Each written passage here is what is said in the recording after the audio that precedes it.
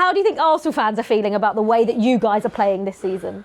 I mean, Arsenal fans know what we're like when we're in the title race. We're relentless. Yeah. They're in the driving seat. They've got the best defence. They've arguably been, well, they have been the best team. That's why they're top of the league. Yeah, they have been. So, I mean, but they would probably have preferred the Man City of last season to be around. This Man City is relentless. And it's not just in the Premier League, by the way. They'll be looking at potentially in the Champions League. Teams won't want to play us in the Champions League. We've got that fear factor back. Obviously, Arsenal dropped points against Sunderland before the international break. That would be a tough place to go through the season. For everyone, yeah. I don't know if that's dropping points, and especially when This City was my played point. there. It's This was my dropping point, points yeah. because in the manner in which they did.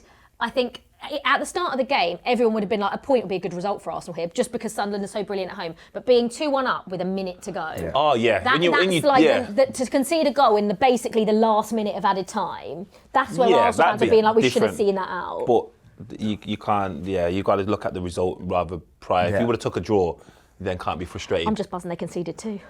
Will there come a point in the season where the set pieces dry up for them, and that's when the importance of the Gyökeres and the Eze and the Sakas and stuff will come. I think they've got enough this season to get over the line, but with that being said, it's only 4 points. We're so early on in the season. 4 points is nothing. They've got to come to the Etihad still. They're coming to Stamford Bridge in a couple of weeks. Yeah, their week is crazy, by the way. They play Spurs at home. We've drawn 2 games there, the last 2. 3 points, that. Spurs at home, Bayern away, Chelsea away. That's tough. That's their next week. And maybe without Gabriel, we don't know the extent of the injury yet. But if they get to like February and they've got a bit of a lead, I think they'll hold on this year, Arsenal. Arguably, City, the one team you do not want in this position if you're Arsenal is City. Or the position of Arsenal and your City's position. You just don't want to be chased or chasing Man City. Yeah. So, City are the team because I think I've said it numerous times. We can see them winning 10 in a row, which we know is the normal for now to win the league, where Arsenal haven't done that. They drop points. They can go 15 unbeaten. Yeah. That might not be enough now. The new norm is you need to win at some stage of the season, win 10 games.